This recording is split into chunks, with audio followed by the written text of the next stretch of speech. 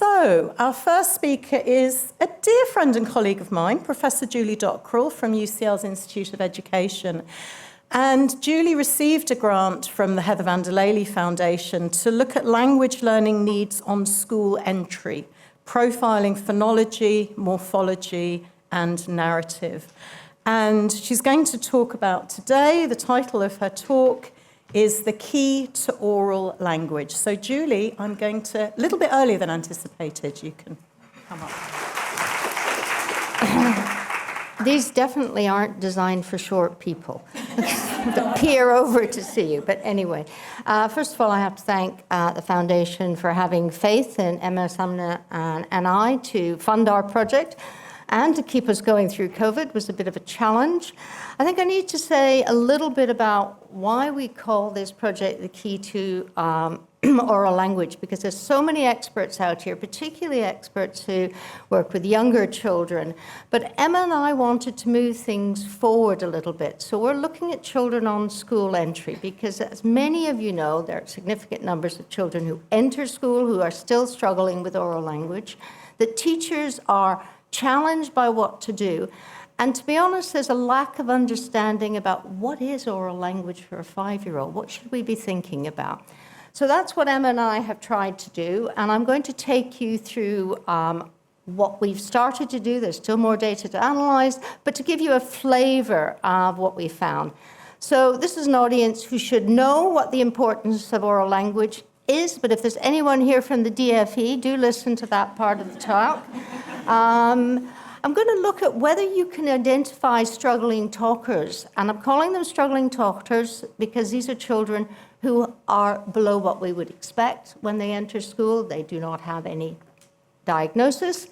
I'm going to look at what we found when we tried to see what oral language was like at school entry. I'm then going to move a bit into unpacking narrative, because narrative became one of the, I think, most interesting and exciting outcomes of the project.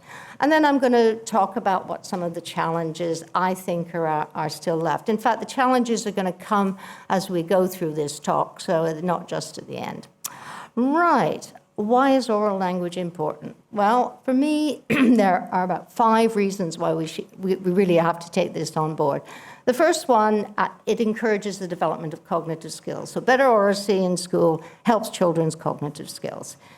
It promotes socio-emotional regulation, a challenge in classrooms for teachers. So good oral language skills, in theory, could support better socio-emotional regulation. Impacts on reading comprehension. We now know it impacts significantly on children's written text. It's essential for learning in school to access the curriculum. And we know that long-term, if children have poor language and communication skills, it results in limited access to jobs and training, and actually challenges for employers in the workforce now. So we really need to get it right. It won't all be got perfect before children go to school. Well, how do we embed it in educational context? Because that's where the children will be. And this is one of my favorite quotes, so I'm sorry if anybody's heard me say this before, but I think it's worth remembering, is that a child's language skills more strongly predict, so it's American, 3rd grade reading comprehension than parent income, ethnicity, and level of parent education. It is important for us to think about oracy. Right, what were the issues that underpinned our research? Well, the first debate that we had among our team was about what is oral language for 5-year-olds? What would we be helping teachers do? How would we go about it? Now, I haven't got an answer to that completely, but I am going to raise some issues about that.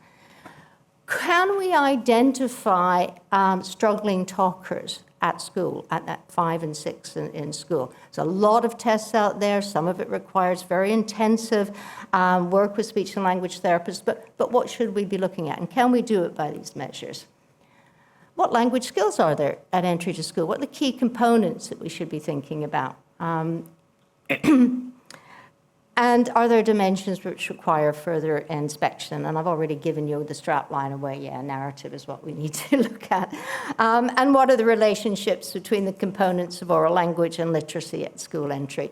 So I'm going to talk this morning about these 3 points. We're still working on the data on literacy and writing, which hopefully will be ready soon.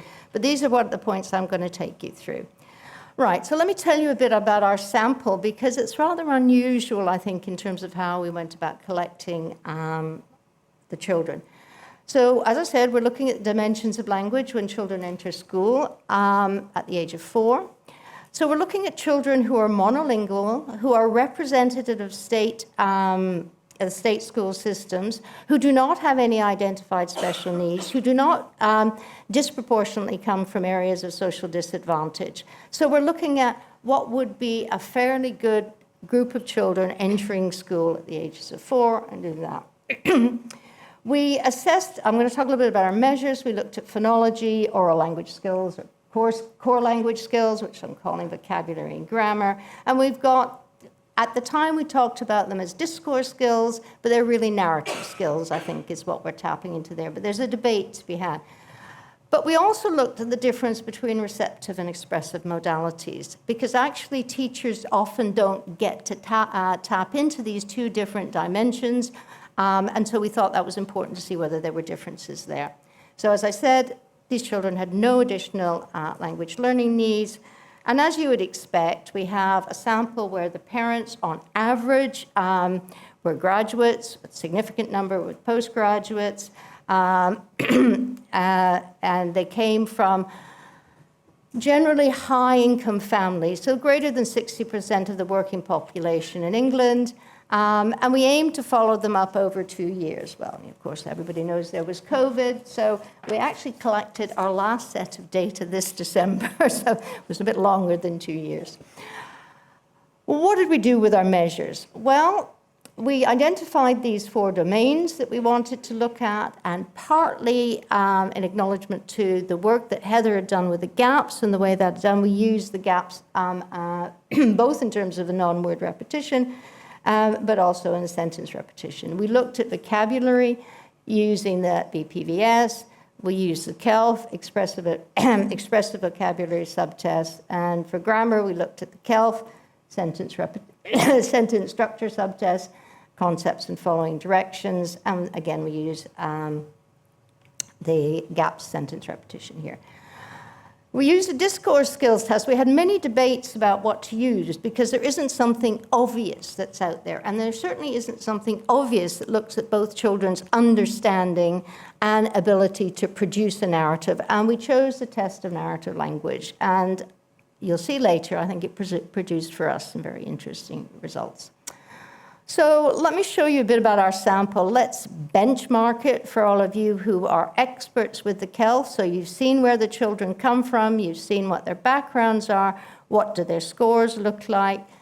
Well, this is your, on my y-axis, you have your KELF standard score.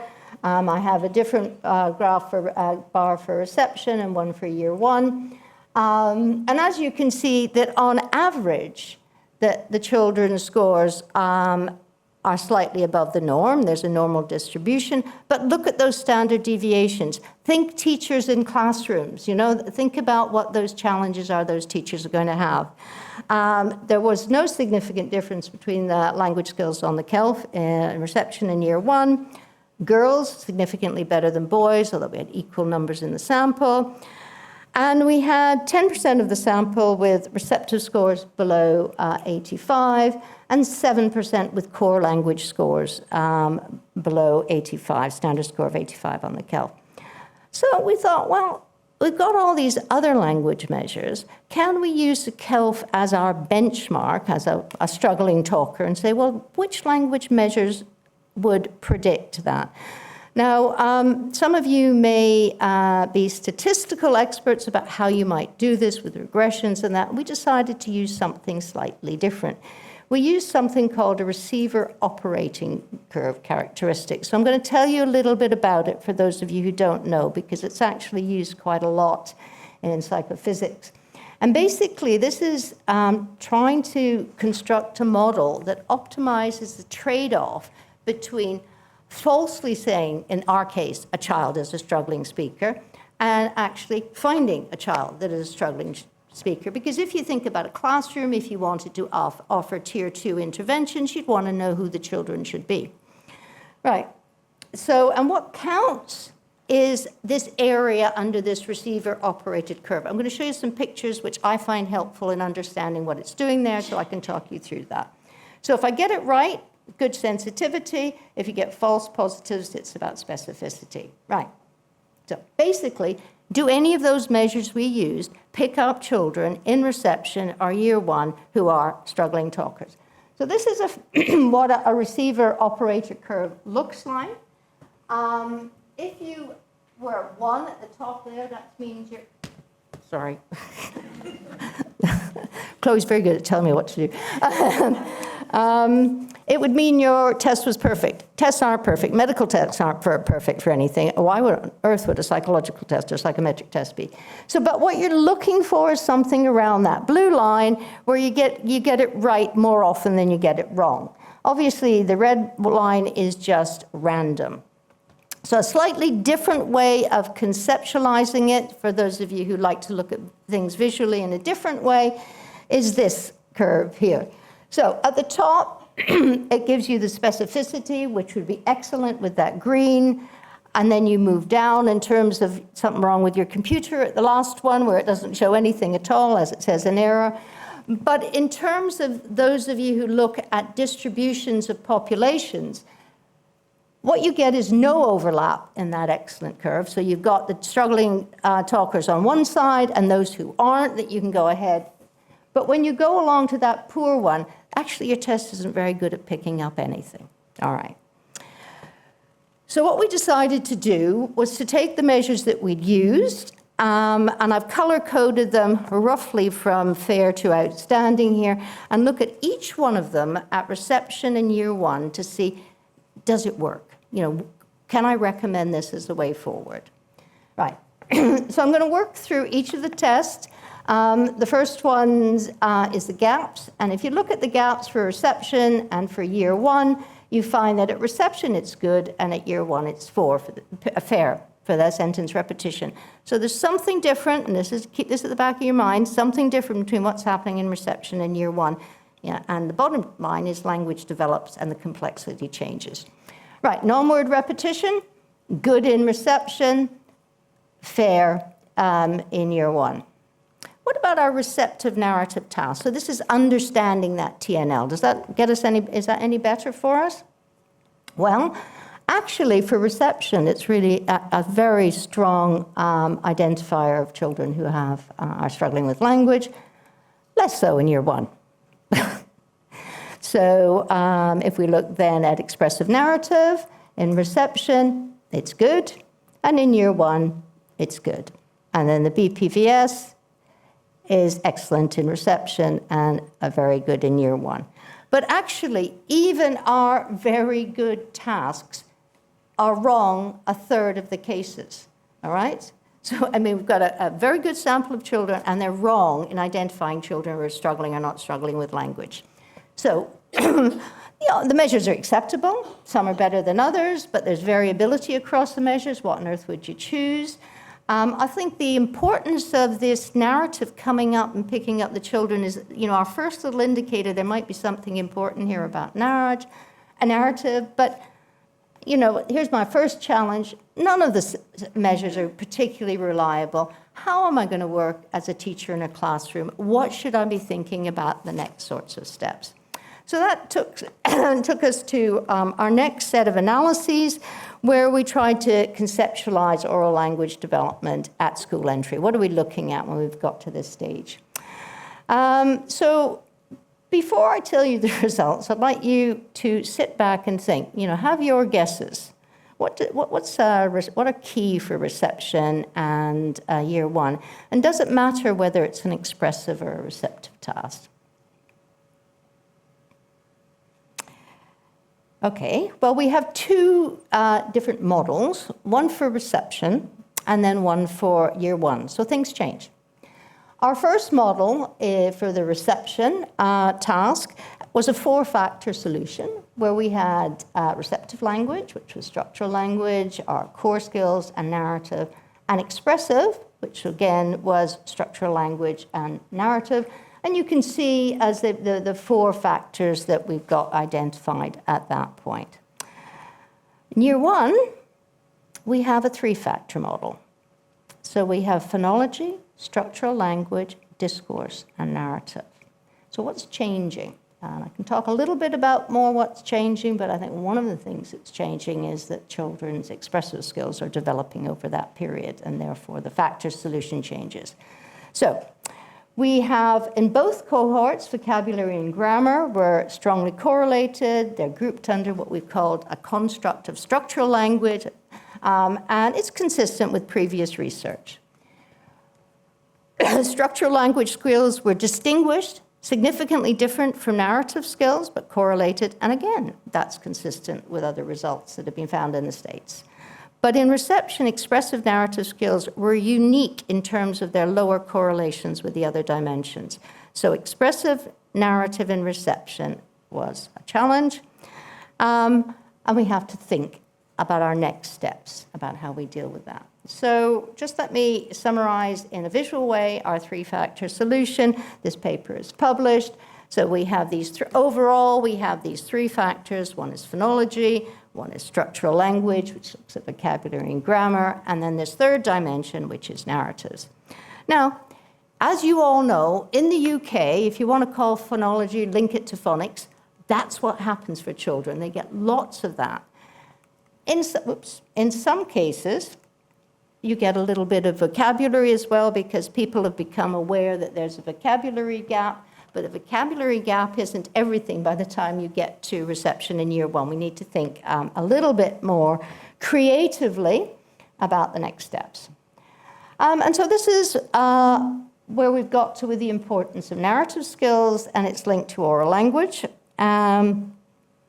And why might this be important? Okay, so narrative is this extended and connected discourse, important for communication purposes, and it allows children to move from context-dependent to context-independent thinking, which is eventually what they're going to have to do, both in school and in wider contexts. But receptive is not the same as expressive. And actually, if you think, and this was highlighted again, and I'm very privileged to be working with Kirsten Abbott-Smith on a project looking at communication in classrooms, conversation in classrooms. Teachers spend most of their time talking to children. What are they going to pick up? Whether children actually understand, but not the opportunity to express it. Okay, for some of you, this is not new, but we're beginning to get the data to underpin these sorts of things. So in my remaining few minutes, I want to talk a little bit about what I've called a deep dive into narrative at school entry. So for those of you who are not familiar with narrative work, I'm going to divide it into these different levels of narrative structure. So we have what I'm calling the microstructure here, and this would be the use of colorful story-like vocabulary, elaborated noun phrases, more complex syntax. In the blues, we have what I'm going to call the macrostructure, and these are the ways in which a child opens their setting, creates their narrative, and then within that, you have how the child uses cohesion to provide a flow of the text, but also to introduce and maintain references to the characters. Okay. So as I said, we use the test of narrative, the TNL, and we're going to talk here about the retelling task, where the child is actually given a picture and asked to produce a narrative. And I've got an example of that for you.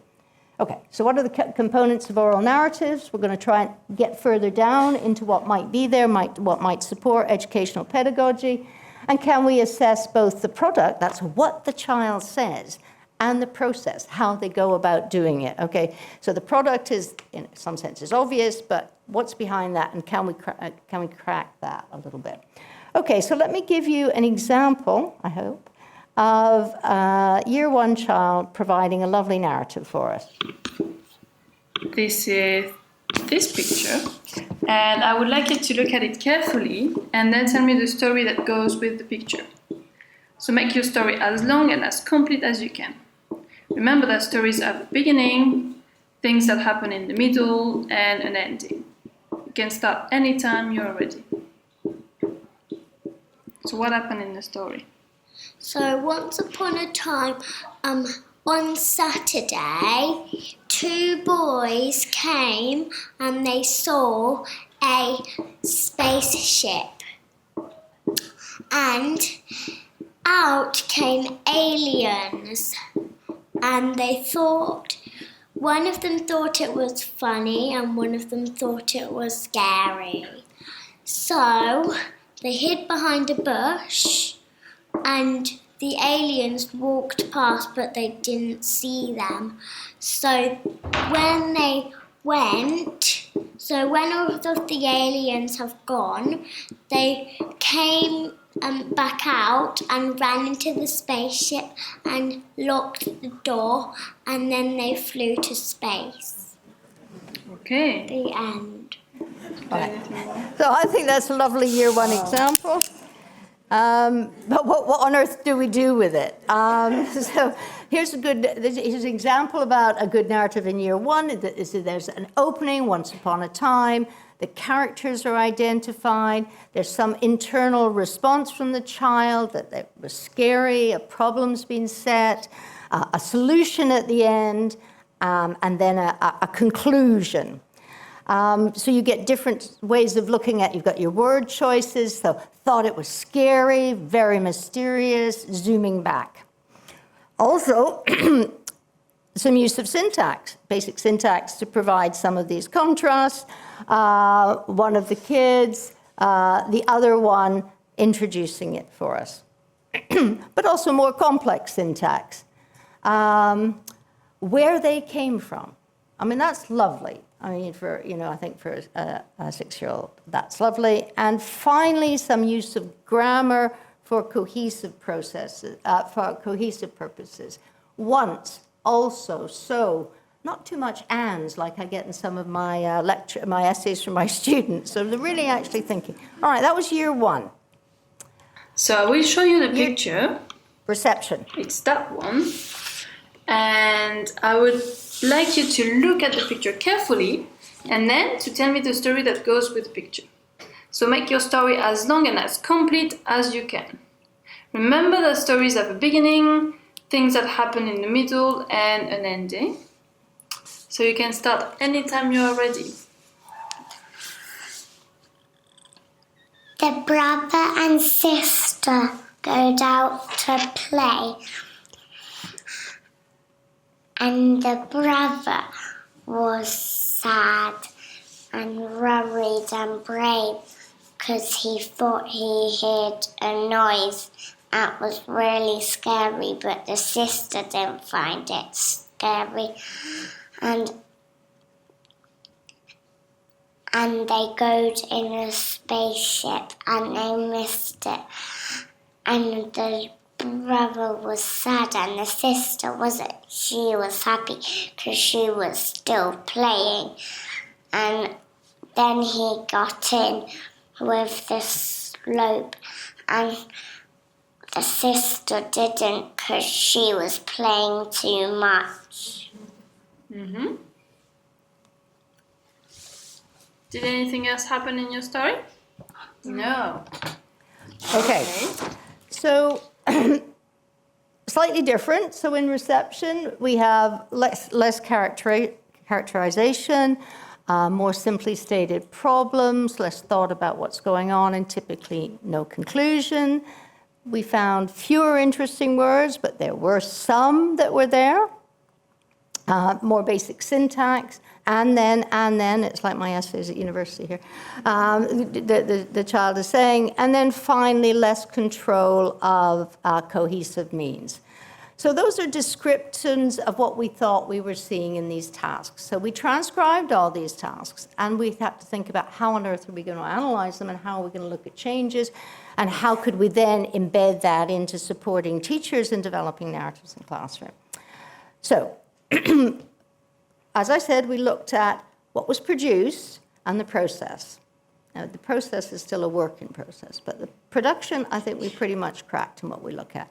So we've looked at the narrative product in a number of ways. So we looked at the productivity, so how many occurrences happened, occurrences of words, occurrences of clauses.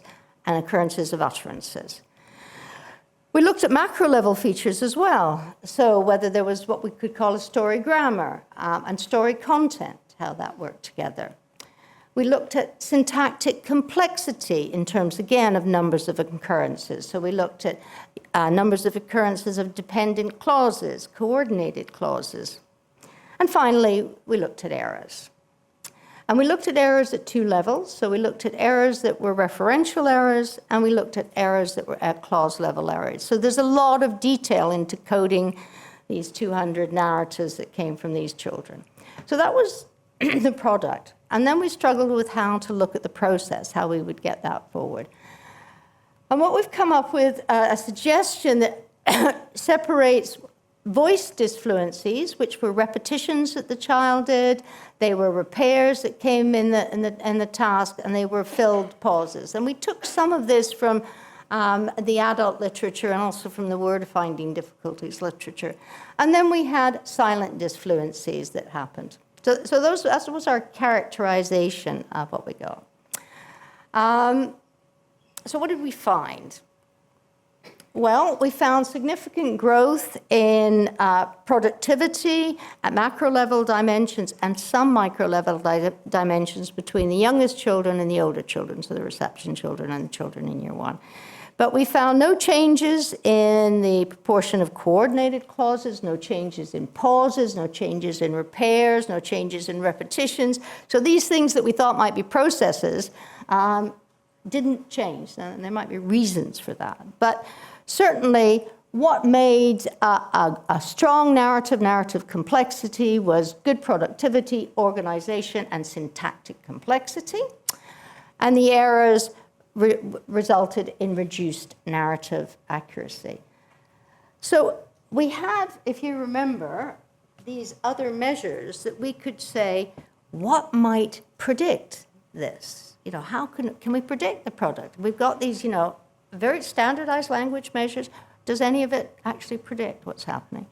Well, interestingly, the product and the process are predicted by two different variables. So the silent pauses predicted narrative complexity, right? So what might that be? So you stop and you think. That predicted how complex the child's narratives were, whereas the KELF predicted narrative accuracy. So knowing something about the language as tested by the KELF was impacting on our measure of narrative accuracy.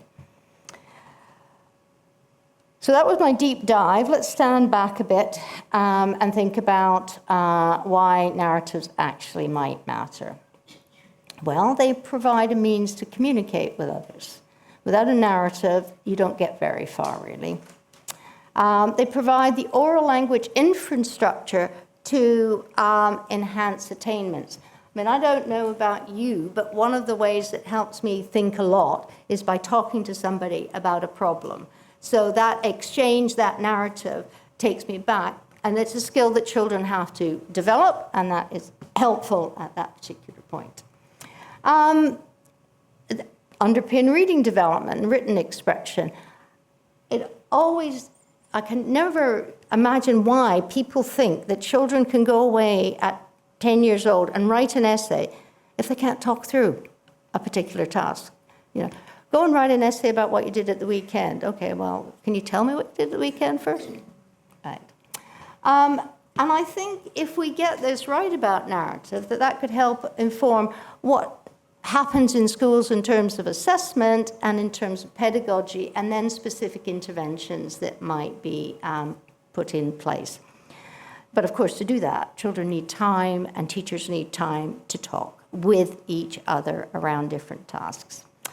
Some of the challenges that we are still working with, so we're drafting the paper around the narratives.